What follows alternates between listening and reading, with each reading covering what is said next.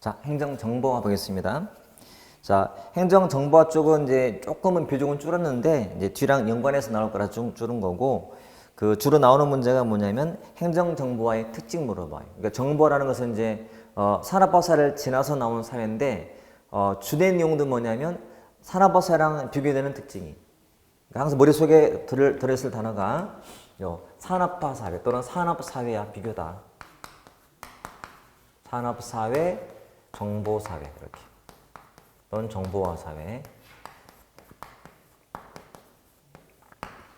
자, 산업혁명 사회, 산업혁명, 대량 생산 이런 시대 이게 산업사회. 소품종 대량, 뭐 규모의 경제, 표준화 이런 걸 중시했던 사회고, 이쪽은 다양화 사회, 정보화 사회는 좀 더 다양성을 중시하다 보니까 규모보다는 범위의 경제를 다품종을 소량으로. 이 산업사회랑 되게 어울리는 조합이 뭐냐? 이런 거예요.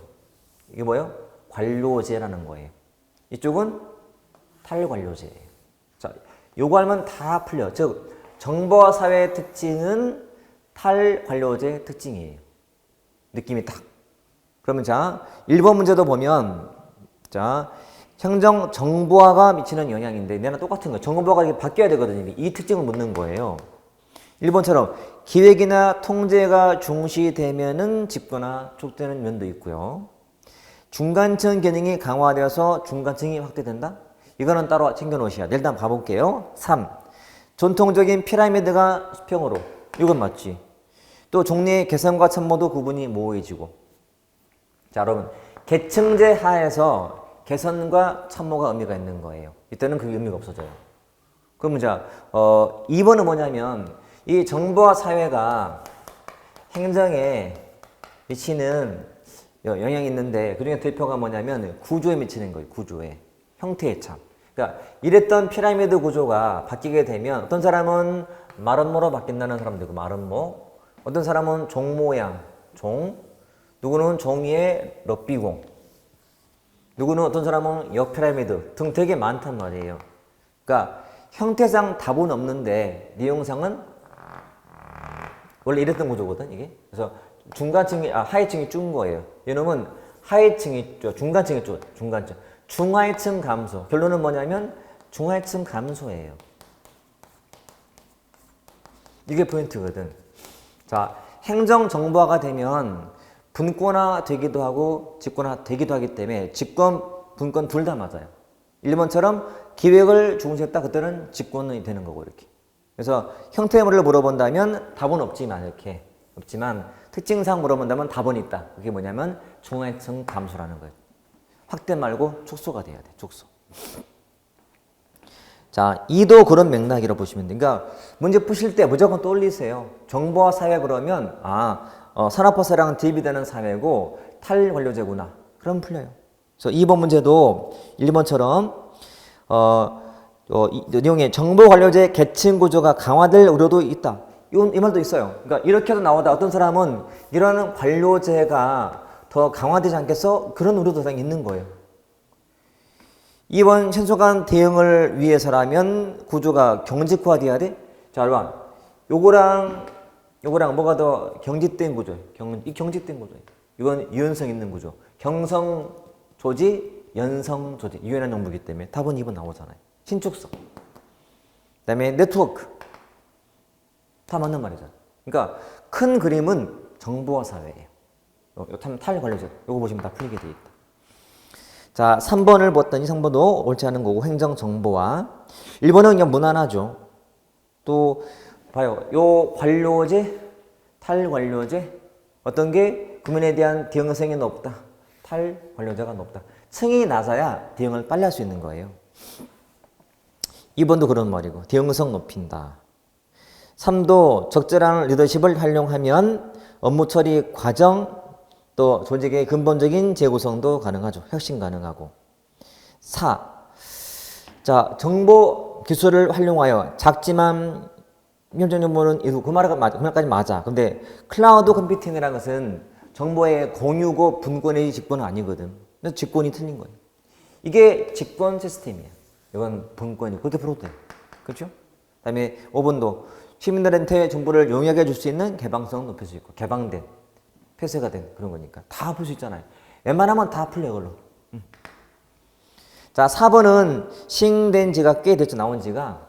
그래서 딱 이만큼만 나왔다. 그 다음부터는 정지된 문제거든. 안 나와요. 인공지능, 요즘 이용하는 AI의 전문가 시스템의 내용이에요, 여러분. 그래서 시험에 나오면 그냥 걔네만 참고하라고 써놓은 거예요. 그래서 ES, 뭐 DSS 등 용어만 첨가하면 되겠네. 단순한 용어 문제지 이론은 필요가 없는 거니까 읽고 익히시면 돼요. 자, 5번도 정보화 설명으로 옳지 않은 것은 1. 전자민주주의의 부정적 측면으로 전제가 발생할 수 있죠. 전제 정치처럼, 독재처럼. 근데 읽고 푸는 거예요. 정보의 비대칭이 발생하지 않도록 정보 관리할 때 배제성 원리가 적용돼야 된다? 여러분, 배제가 돼버리면 누구는 정보가 있고 없는 거잖아요. 그렇지? 그러면 말이 안 되는 거잖아. 정보가 비대칭이 없으려면, 같은 정보가 있으려면은 배제가 안 되는 비배제의 원리가 적용돼요. 이건 국어 문제예요.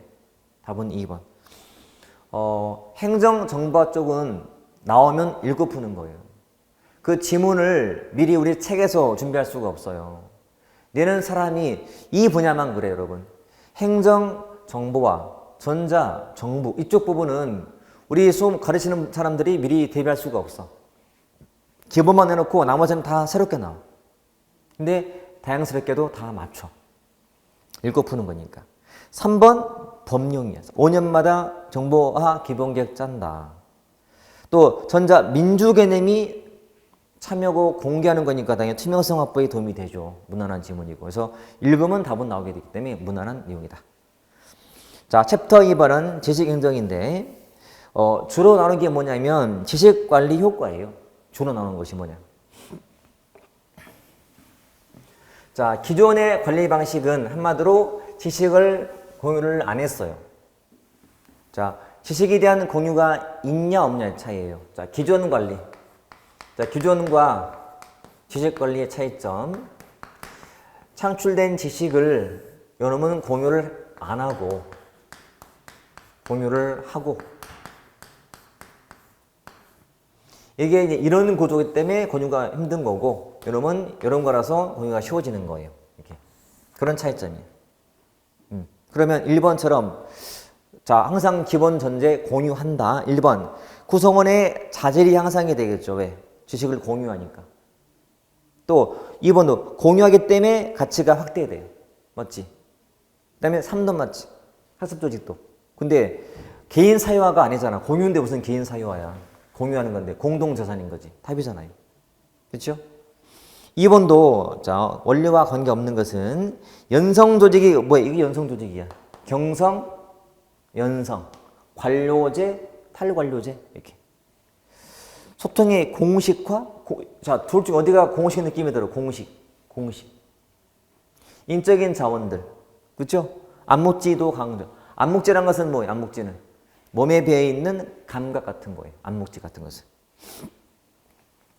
자, 3번이 그런 문제인데 여러분, 이제 지식의 종류에는 안목지하고 자, 형식지가 있다. 안목지, 형식지. 자, 이거는 몸에 배어 있는 개인적인 지식이고요. 이놈은 언어를 통해서 배운 지식이에요. 이거는 잠재되어 있는 거고 표출되어 있는 거고, 이놈은 개인적인 거고 조직 모두의 지식인 거고. 이렇게. 뭐가 전수가 어려워요? 전수가 어렵지. 내 몸에 배어 있는 감각인데, 이놈은 언어로 표현 전수하기 때문에 좀 쉬운 편이에요. 그 차이. 사례가 나와요. 사례가. 매뉴얼은 뭐다? 매뉴얼은 형식지. 경험은 안목지. 기능 안목지. 노하우 안목지. 다 개인적인 거예요. 프로그램은 형식지. 보고서 형식지. 금방 나오잖아요. 암기하는 게 없어요. 읽으면 답이 나오게 된다. 자, 4번도 뭐 그런 맥락이고요. 재직관리 시스템이 성공하기 위한 방안인데, 뭐 제도적인 지원 문화. 근데 2번 통합적이고 수직적인 구조가 필요해. 수직적 구조가, 수평적 구조가 필요한데 다 같은 맥락이잖아, 여러분. 그렇죠? 전통적인 관련이랑 비교하시면 돼요. 그러니까 큰 그림을 그리자. 그러면 그걸로 다 도출이 된다. 암기 않더라도. 전문적인 인적 자원 확보하고 통합적 기술 확보하고 다 무난한 지문들로 보시면 돼요. 자, 챕터 3번. 자, 전자정부. 사실 제일 중요해요, 여기가. 크게는 정보개혁의 일종이다. 즉 NPM 일환이라고 보시면 돼요. 작고 효율적인 정보, 투명한 정보를 추구하는 게 이 내용이다.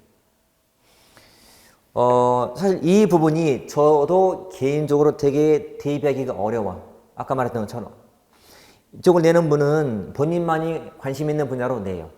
그러다 보니까 우리 수험서, 우리 노량진가에 있는 그 수험서 등에는 이런 내용들이 다 담겨지기 힘들어요. 그리고 시험 내는 사람만 아는 문제가 많아. 그러면 수험생들은 읽고 풀어야 돼.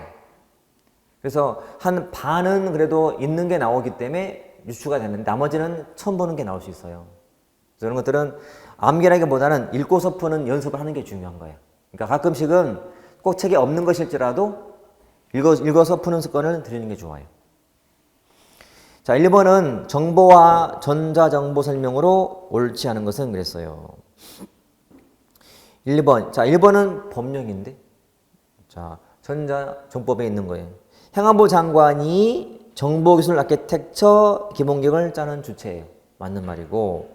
2번은 봤더니 5년마다 국가정보와 기본계획 짜는 사람은 과교부 장관이거든. 행안부가 아니고. 답은 2번. 이건 법이에요. 법. 이론이 아니고. 3번 무난한 지문. 많이 나왔죠. 3.0의 의미. 개방, 공유, 소통 같은 거였고. 사실 지금은 3.0이 의미가 없어요. 왜냐하면 이거는 박근혜 정부 때 취했던 패러다임이기 때문에 지금은 쓰지 않아요. 자, 스마트워크. 자, 말 그대로 영년 근무 형태야. 스마트워크. 재택근무, 탄력시간제 이런 근무를 말할 때 쓰는 표현이기 때문에 참고하시면 돼요. 이쪽은 꼭 문제를 읽어보면서 이게 그런 말이었구나 정도만 감을 갖고 있으시면 돼요. 더 안 보더라도 관계없어요. 2번. 자, 이렇게 대표적인 사례예요, 여러분. 서울 7급 문제인데 전자정부의 발전 단계로 옳지 않은 것은 자, 나라 장터가 있네. G2B. 범정부적 전자조달 사업으로서의 입찰 공고, 조달 정보 제공, 제안서, 제출 시스템 등을 갖추고 있는 게 맞아요. 나라 장터. 그러니까 한마디로 조달청 홈페이지야. 홈페이지. 자, 미국의 챌린지.gov 가버먼트 프로그램은 국민을 프로슈머 협력자로 보기보다는 비교하는 단어? 정보정책을 홍보해야 될 대상으로 여긴다. 자, 잘 모르겠지만 보다는 말 때문에 한번 바꿔봤더니 국민을 정책 홍보 대상이 아니라 프로슈머가 무슨 말이죠? 프로슈머가? 프로듀서하고 컨슈머의 합성어예요. 그러니까 생산도 하고 소비도 하는 같이 하기 때문에 바뀌어야 맞지. 이게 답이란 말이에요. 정부의 국민신문고 서울시의 천만상상 오아시스가 참여형 거버넌스. 자, 누가 이런 말 들어봤겠냐고요. 우리 책에 못 담아요. 천만상상 오아시스. 왜 천만상상이야? 서울시민 천만. 상상. 아이디어. 그런 말이거든 이게. 공동생산형 전자정부. 공동생산 주체가 누구예요? 민관. 그러니까 국민과 관료가 같이 하는 협력체제이기 때문에 공동생산 맞잖아 이것도. 지인 씨가 Government and Citizen 용어 풀어주는 거고. 자, 처음 나왔지만 또 이렇게 서울 7급 문제는 서울 걸 갖고 내기 때문에 서울시 준비할 때는 서울시 관련된 것들을 항상 찾아보셔야 돼. 네. 좋은 문제. 이거는 처음 나왔지만 그래도 읽고는 풀만한 게 있어서 괜찮은 문제라고 생각돼요. 넘겨서 자 4번도 서울 7급 문제. 참고로 2018년도 서울 7급 문제가 속된 말로 골 때리는 문제가 많았어. 이게 뭐야? 자, 전자정부의 역기능 모두 골라보시오. 일본 기억 때문에 그랬다. 인포데믹스가 뭐냐 이게. 갑자기 뭐야 이게 인포데믹스가. 이거는 조합어예요. 정보라는 말과 전염병의 조합.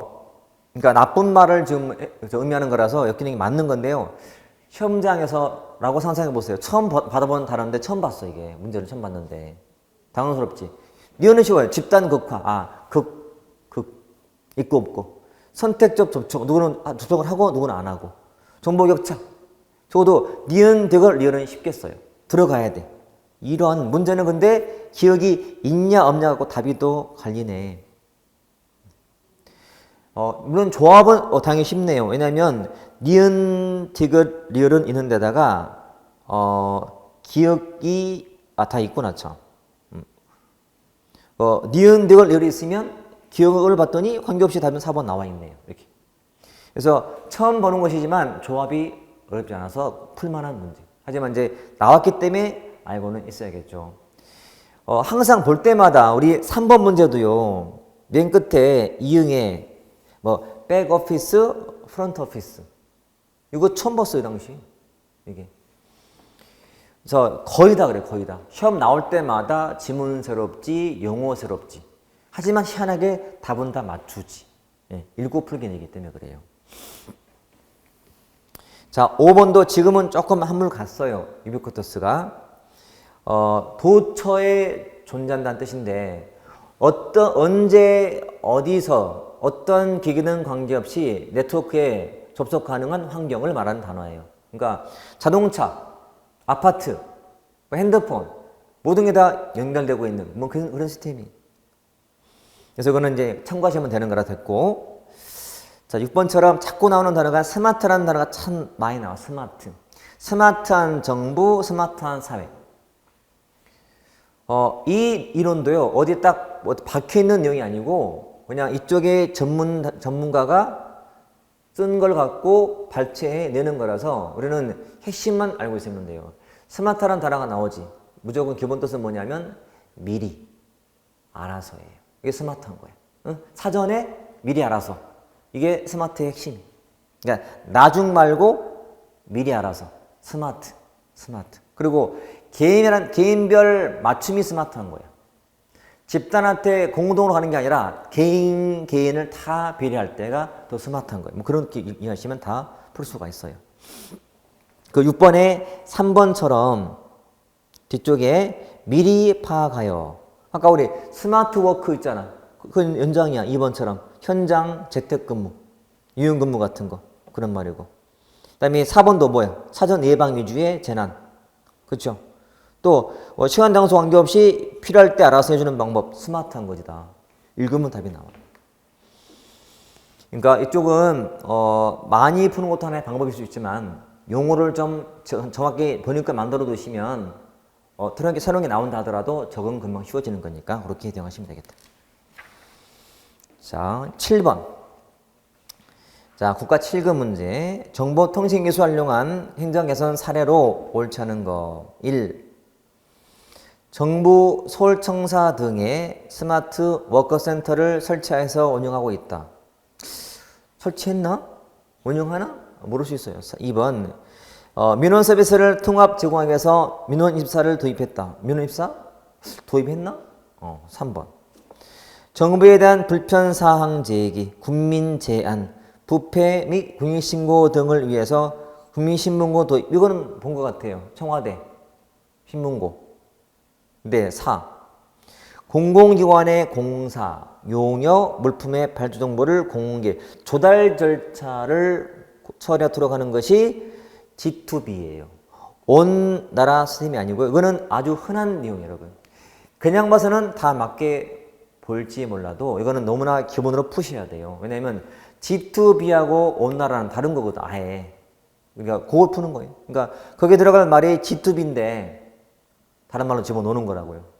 그러니까 보는 순간 답이 나와야 되는데 아마 그냥 푸는 분들은 보고 다 긴가민가 이럴 수 있단 말이에요. 이거는 정말 기본적인 사항이라고. 기본적인 사항. 이런 거야. 1번, 2번, 3번, 4번 3번 되게 쉬운 지문인데 하나가 말도 안 되는 거예요. 그래서 청와대는 앞에 갔다 애매한 지문이었단 말이에요. 청와대는 제주도에 있다. 똑같은 거예요. 서울에 있잖아요. 그러니까 아는 사람이 볼 때는 그렇게 보이는 거예요. 자, 8번 무난하죠? G2C, G2B. 그러니까 C가 citizen 또는 customer. 대상이 국민 개념이고 B는 G2B니까 나라 장터란 말이에요. 그래서 아닌 거 찾는 거니까 답은 4밖에 없죠. 벌써 나왔잖아요. 15년도에 이미 나왔잖아. 어느 나라하고 나라 장터가. 그러면 7번 문제는 바로 풀려야지. 지금 계속 경험하고 계시죠, 지금? 그러니까 나왔던 게 또 나와. 그러면 나왔던 거를 정확히 알면 되는 거예요. 제가 따로 할 필요도 없는 거잖아, 사실은. 이거 읽히는 건데, 이거는. 그 문제라는 거는 제가 이제 푸는 의미도 있지만요. 그 푼다는 의미는 사실은 혼자서 힘든 거 설명하는 게 맞는 거예요. 왜냐면 다 답도 나와 있고 해설 달려 있잖아요. 앞으로의 대비 같은 거, 이렇게 나올 수가 있다. 변형돼서. 그런 거 내가 지적해 주면 되는 거지. 그게 10번. 온라인 시민 참여인데 그 제도가 바른 것은 물어봤어요. 그 박스로 물은 거예요. 이것도 제가 2017년도에 3월 동영 문제, 그리고 1월 그 단원별 문제 풀이 때 적중시킨 문제, 이거는. 제 문제집에서. 문제 풀이 때 했던 거. 근데 정말 안타깝게도 재밌는 것은 수업을 들은 사람들이 기억을 못한다는 사실이야. 분명히 수업을 했는데도 불구하고. 그러니까 다들 했잖아 그러면 했어요? 그러면 여기 있잖아 그러면 그래요. 또 한 1년 더 공부하는 거예요, 여러분. 그러니까 할 때 정확히 앞으로 뭘 볼 거냐면 이미 시험 나왔으니까 다른 걸 준비하셔야 돼. 여러분들은 주요 도구를 준비하셔야 돼. 그래서 정보 제공형 도구, 협의형 도구, 결정형 도구가 다 다르잖아요. 특히 중요한 것은 중간고 협의형이에요. 특히 온라인 여론조사, 온라인 공청회, 온라인 시민 패널, 그거하고 우측에는 온라인 채팅 그룹을 구분하셔야 돼요. 그거 시험에 나올 수 있기 때문에. 그러니까 연결이 나오거나 아니면 하나를 묶거나 할 거예요. 그래서 이 문제를 통해서 준비하시라. 나온 것만 봐서는 의미가 없어요. 앞으로 더 나가야 돼. 앞서가야 돼. 그게 바로 그 주요 도구 공부하는 거예요. 자, 11번은요. 어려운 문제예요. 법률 문제인데요. 정부와 책임관 업무하고 과기부 장관 업무를 비교하는 거예요. 근데 참 어려웠어요, 문제가. 쉽지 않은 문제. 그래서 그냥 법에 있는 거 갖고 보는 거, 이건 따로 설명할 필요가 없는 거라서 법률에 있는 내용을 보는 거니까. 근데 이거는 제가 이렇게 풀면 된다는 식의 팁도 줄 수가 없어요.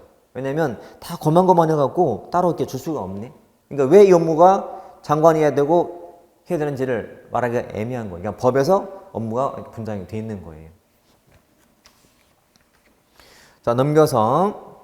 자, 12번 같은 경우는 단순해요. 전자정보법에 있는 원칙. 이거는 익히면 돼요. 자, 13번도 읽고 푸는 건데 별건 없어요. 자, 옳지 않은 것을 물어봤는데, 자, 순간에 걱정을 했지. 왜? 전자정보는 법령 문제라고 생각했고. 근데 1번 봤더니 행정기관의 장은 해당 기관에서 처리할 민원사항에 대해서 관계 법령에서 종이문서로 신청하도록 규정하는 경우에는 전자문서로 신청을 하게 할 수 없다. 모든 내용에는 예외가 있다. 이렇게 하게 되어 있지만 이런 경우도 있다. 이렇게 맞는 말이잖아. 틀린 거지. 그렇죠? 자, 법을 보되 법은 여러분 앞으로 지방직 대비한다면 시간이 많이 남았어요. 저는 따로 전에 얘기했지만 법령집 따로 책이 있어요. 제가 만든 따로 그 강의한 것을 모아놓은 파일이 있어요. 꽤 양이 많은데 이거를 한꺼번에 하면 머리가 돌아요. 할 수가 없고 하니까 평상시에 보는 게 중요해요. 그래서 여러분들은 시험 문제 풀 때 나왔다 그러면 그날은 이거 보는 거예요. 자꾸 다 읽어보는 거예요. 그래서 읽다 보면 문제가 될 만한 게 있고 의미 없는 게 있단 말이에요. 그럼 걸러지게 돼 있다고. 그렇게 공부하시면 돼요. 이것도 흔한 문제이기 때문에 그냥 참고로 보시면 되는 거고. 자, 14번과 15번은 지금은 의미가 없다 봐도 괜찮아요. 왜? 전 정부 때의 패러다임이기 때문에. 그래서 문제가 워낙 많아서 실어놨어요. 그래서 아까 앞에 나왔지만 14번에 그 1번 질문 아까 봤잖아. 개방, 공유, 소통, 협력 이런 말들 나오기 때문에. 그리고 이것도 읽으면 답은 나와요. 2번처럼. 14번 2번처럼. 인터넷 사용을 하게 되면 정부하고 국민의 면대면 접촉이 더 강화될까요? 약화될까요? 자, 인터넷으로 업무를 하게 되면 면대면 업무가 줄겠지 당연히. 갈 필요가 없잖아요. 인터넷상으로 업무를 보는 거니까. 뭐 그런 말이거든요. 이거 그냥 풀 수 있는 거예요. 자, 16번 스마트. 스마트가 뭐라고요? 미리, 알아서, 영리하게. 근무도 영리하게 하자. 굳이 왜 출근하냐 이거야. 재택하면 되는데 영리하게. 그런 식이에요. 유연한 근무 체제. 그죠? 근데 4번처럼 16번에 재난 발생 후가 아니잖아. 발생 전에 대비하라는 거거든. 다 이런 식이었어요. 그래서 이것도 쉽게 2014년 그 무렵까지 나왔던 단어가 보통 스마트 개념이라면 요즘은 스마트 워크는 나와요. 일종의 유연 근무 제도 같은 거 나오기 때문에. 그래서 그렇게 보시면 된다. 넘겨서 자 17번이 그래서 나온 거야. 유연 근무 제도가요. 옳지 않은 거. 유연한 근무. 그래서 1번 시간 선택제, 탄력 근무, 원격 근무. 2번 원격 근무 같은 경우는 재택 근무, 스마트 워크 근무 있고.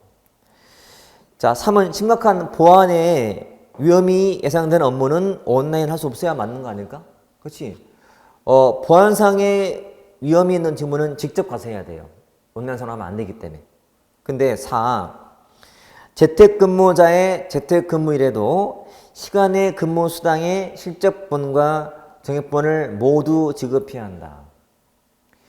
어렵죠. 자, 이게 지침에 있는 건데 어떻게 알아요? 알 수 없지. 너도 처음 봤는데? 근데 1번, 2번, 3번 그 지문이 틀릴 게 없어요. 그렇기 때문에 답은 4번인 거죠.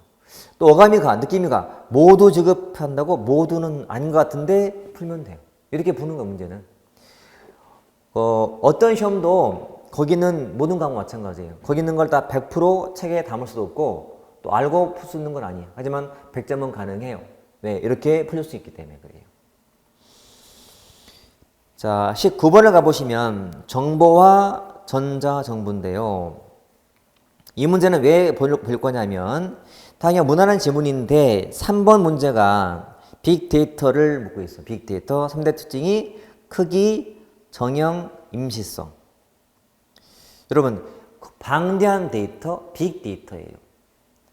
크기, 의미가 있어요. 정형적일까? 이건 아닌 것 같죠? 적어도 그것 때문에 틀린 거예요. 그러니까 그 3번 문제가 다시 나온 거예요. 따로. 그 다음 해에. 다음 중 빅데이터의 3대 특징이 아닌 거 한 다음에 그때 밑에 있는 크기, 다양, 속도 말고 딴 게 답이었단 말이에요. 또 소름이야. 왜? 나온 게 또 나왔잖아 지금. 그러니까 나온 것만 잘 알면 답을 확인하는 게 아니고 답 이외에 다른 것을 보면 된다는 얘기죠. 자, 19번과 20번 정도가 그나마 나왔던 빅데이터 문제인데 실제로 우리가 공부할 수 있는 그 대상이 되는 체계, 수험서 체계, 수험이라는 것은 이제 대학 교재 체계는 이 정도의 글밖에 없어요. 그러니까 거의 이게 다니까 이만큼만 알면 이만큼 다 푼다 보시면 돼요. 자, 21번 문제도 조금은 어렵게 보일 만한 그런 문제였어요.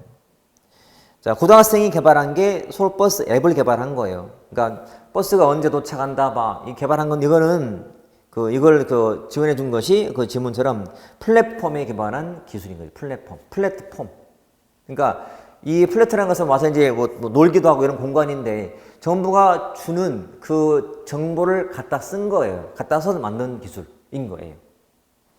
이거는 사실은 어려울 수 있어요. 밑에 해설 보시면 거기에 뭐 웹 2.0, 1.0, 시멘틱 웹 3.0 나와 있죠. 요거 읽어 놓으셔야 돼요. 앞으로를 대비해서 봐놓으시면 되겠다. 어떤 것도 그러니까 사실은 19번, 20번 정도만 책에 살짝 있던 문제고 100%는 아니야. 어떤 문제도 책에 딱 명확히 있는 건 없어요. 말했지만 출제하는 사람만이 아는 그 지문으로 만든 거예요. 항상 푸는 사람은 어렵게 느낄 수밖에 없는 그런 문제. 자, 넘겨서 환류 가보시면 환류는 크게 세 가지. 행정책임, 행정통제, 행정개혁인데 자, 행정책임 봐보시면 379페이지에 있는 거. 자, 행정책임이 나오면 가장 기본은 책임의 유형 구분하는 거예요. 유형도 뭐 구분한다? 외제, 내제. 이렇게. 참고로 행정책임, 행정통제, 행정개혁에서는 제일 중요한 부분이 행정통제예요. 통제 유형 구분하시고 옴부즈만 공부하시면 돼요. 옴부즈만을. 그럼 다 해결돼, 만큼은. 근데 책임은 나왔다면 책임의 유형인데, 이렇게. 외재적 책임과 외재적. 그리고, 자, 내재적 책임을 구분하시면 된다. 자, 외재, 내재.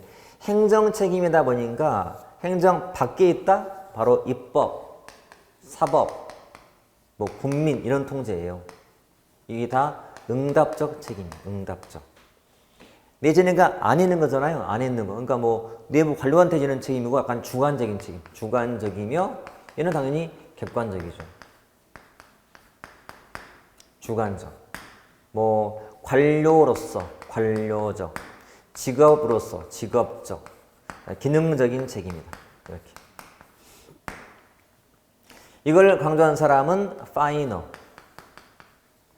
이걸 강조한 사람은 프리드리히. 프리드리히가 강조한 책임 형태다. 이게 약간 고전적 개념이고 이게 약간 현대 입장이라고 보시면 돼요. 이렇게. 그래서 1 봤더니 1번 문제 1번 파이너가 고전, 파이너 고전. 그래서 사법, 입법, 외부. 맞죠? 파이너가 봤더니 법, 국민의회, 법, 입법, 국민, 뭐 의회는 입법부 같은 거 맞는 말이고. 자, 3은 프리드리는 현대, 프리드리는 현대이고 직업 윤리 같은 거, 기능적인 책임, 기능적 책임, 그다음에 정치적 책임 같은 거 맞는 말이고. 근데 4번은 뒤에 나올 텐데 더블유권험책은 통제의 어떤 소재라든지 또는 그 원천 등으로 이렇게 분류한 게 있어요. 근데 내용이 뭐냐면 외부에서 내부로 낮은 통제에서 높은 통제로 중점이 변화되고 있다.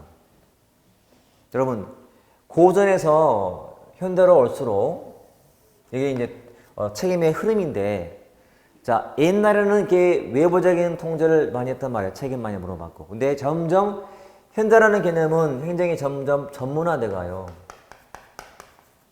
자, 행정이 전문화돼 가면 외부서 통제하는 게 어려울 거예요, 쉬울까요? 아마 어려울 거예요. 그렇죠?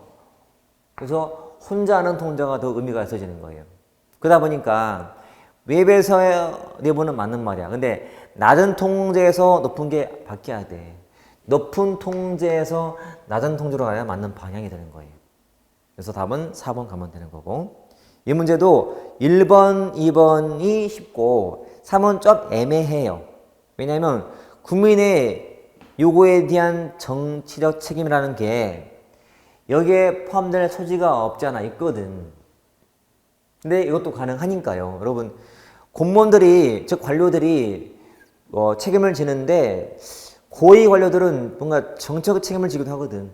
그렇죠? 그러니까 국민들의 요구에 대해서 그만두는 경우도 있거든요. 요구 응답하는 차원에서. 그러다 보니까 둘 다 가능해요. 4번 때문에 3을 맞게 해석하는 거예요. 만약에 그냥 3만 주고서 OX 물어봤다면 답이 쉽지가 않아요. 객관식은 그래서 주어진 지문에서 찾는 거예요. 그래서 답이 나올 수밖에 없는 거고 보시면 돼요.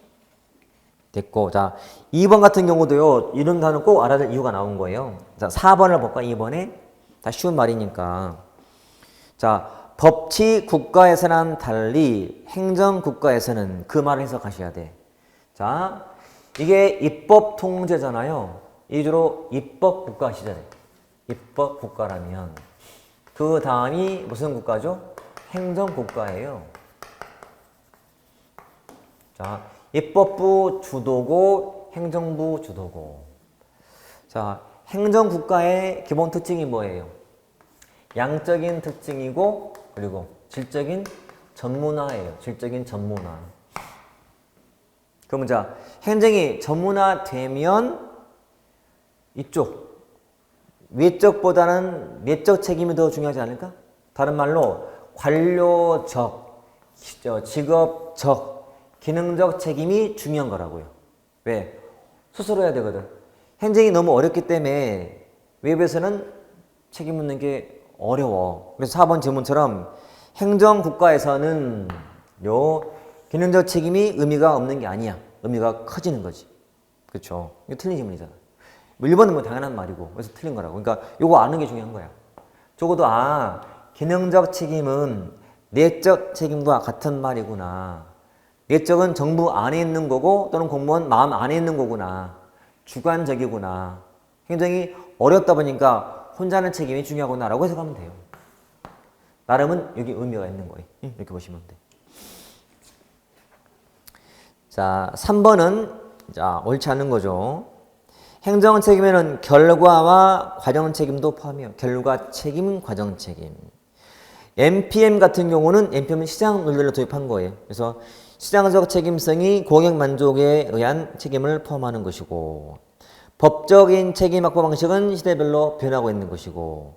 자, 4. 제도 동그라미 이퀄 법. 법적인 책임이 자율적이며 능동적일까요? 아니지. 요거는 또 앞에 나오는 말이거든요, 여러분. 자, 우리가 책임 앞에 행정 같이 할 때 뭐 있냐면 제도적 책임 그리고 자율적 책임이었단 말이에요. 이렇게. 꼭 확인해 보세요. 앞에 나오는 말이에요. 이 제도가 곧 법이야, 법. 법적인 책임이고 자율적인 것이 제도니까 법이고 얘는 약간 객관적인 책임이란 말이에요. 이러면 약간 주관적인 거고 주관적, 능동적. 이러면 수동적. 이런 식으로. 누가 바로 자율이 능동이지. 답은 틀리죠. 바로 나오잖아요. 읽고 푸는 거예요. 그리고 이제 4번은 좀 독특한 문제였어요. 그러니까 안 나오다가 나온 거라서. 그래서 그 네 가지의 책임만 익히면 되는 거고요. 5번 가장 기본적인 통제의 형태죠. 문제의 한 80%는 이 길버트의 통제의 유형이 나와요. 외부, 내부, 공식, 비공식 해가지고. 자, 청와대는 외부, 내부. 밑에 지문에, 5번 지문에 1번처럼. 청와대는 내부, 공식, 비공식. 공식이니까 나에 가야지. 틀렸고. 감사원은 내부, 외부. 내부에, 공식, 비공식. 공식이니까 나가 맞네. 답은 1번이면 끝난 거고. 그 다음에 이 집단과 언론은 외부에 공식, 비공식. 비공식이니까 다 있고. 그렇죠? 직업윤리는 외부, 내부. 내부에 공식, 비공식. 비공식이니까 맞고. 1번 틀렸네, 1번. 자, 보자마자 답치고 가면 끝이. 더 할 필요도 없이. 우리 그 5번도, 그러니까 우리가 책임이라면 이거, 외제, 내재가 거의 99% 내용이고, 그 다음에 통제도 지금 나올 이 길버트에 남았던 분류가 있잖아요, 지금. 눈에 더 잘 들어오게 외부냐, 내부냐. 다시 공식이냐, 비공식이냐. 이렇게. 공식, 비공식.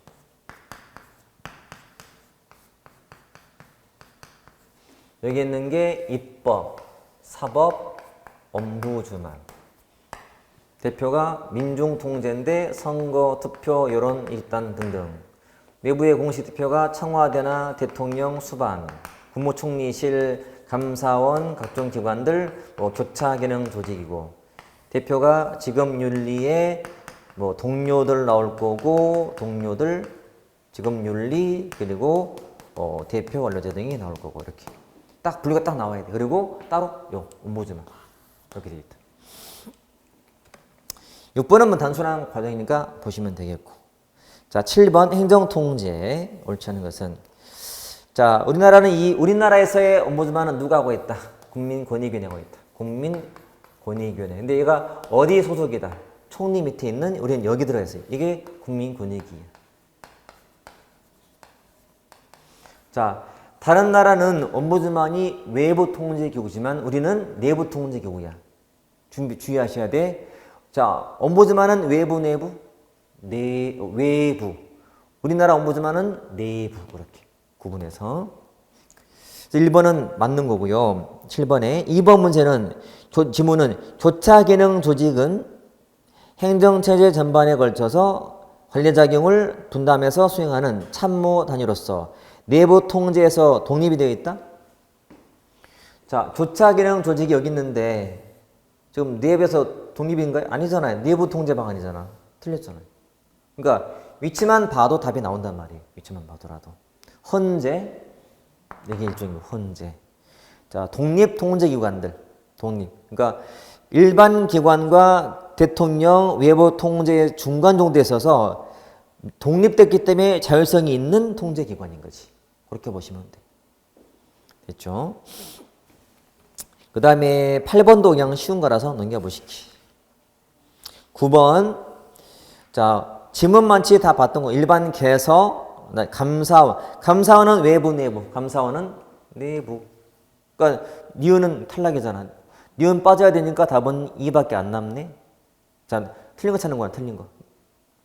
자, 리을도 봤더니 외부 통제인데 국회 헌재 맞지만 교차는 내부잖아요. 틀렸거든요. 그러니까 적어도 니은과 리을은 있어야 돼. 있는 것은 4와 5네. 그 다음에 디귿 ombudsman은 법적으로 강제하거나 대응할 권한이 있어? 없잖아요. 니은 디귿 리을이 있어야지. 그렇죠? 그러면 기억을 봐야겠다. 행정 개선은 맞는 거네. 일반 1차적 통제 구조에 해당되면 계층 연세기 때문에. 답은 4번 가면 되겠고. 자, 문제는 11번이다. 11번 통제 내용이 좀 어렵고 처음 나온 패턴이었어요. 내용이 사전 통제, 밑에 사후 통제, 부정적 환류 또는 긍정적 환류 등으로. 이거는 여러분 꼭 공부해 놓으셔야 돼요. 자, 그 문제를 떠나서 밑에 있는 해설에 있잖아요. 시점에 따라서. 사전적이란 말은 키워드가 뭐냐? 미리 예측해서 제거. 키워드 체크. 동시는 진행되는 동안 체크. 사후는 평가에서 환류. 시장은 뒤쪽에 가격 경쟁 체크. 관료는 법규. 가족은 가치관 정통 체크. 키워드. 규칙은 형식적 요건. 효율성은 말 그대로 효율성 요건. 그 다음이 중요한데 부정적 환류는 자, 이탈되는 걸 발견. 밑줄. 전철을 밟지 않도록. 자, 집에 형이 있다. 형이 좀 이탈 행동을 많이 해. 그래서 부모님이 동생한테는 가면 안 된다라고 한 게 부정적 환류 통제. 긍정은 반대야. 부합되는 거 발견 밑줄. 위는 이탈 발견, 밑에는 부합 발견하고 그쪽으로 끄는 거예요. 유도할 때. 그래서 형이 잘하고 있어요. 그래서 부모님이 형 잘하지? 이렇게 가자. 그러니까 부합된 걸 보고 그리 끄는 거예요. 부정은 이탈된 거 보고 그리 안 가게 하는 거고. 이렇게. 이게 부정과 긍정의 차이점이에요. 자, 이 내용이 있는 책이 있어요. 그 책에만 있는 내용이야. 근데 그 책도 많이 보는 책이기 때문에 반드시 알아두셔야 돼. 그러니까 조금씩 내용이 과거보다는 좀 좋은 게 많이 나오는 중이에요. 새로운 게 많이 실제다 보니까. 그래서 이거는 다음을 위한 팁으로 준비하시면 되겠다. 됐죠? 자, 좀 쉬었다 보실게요.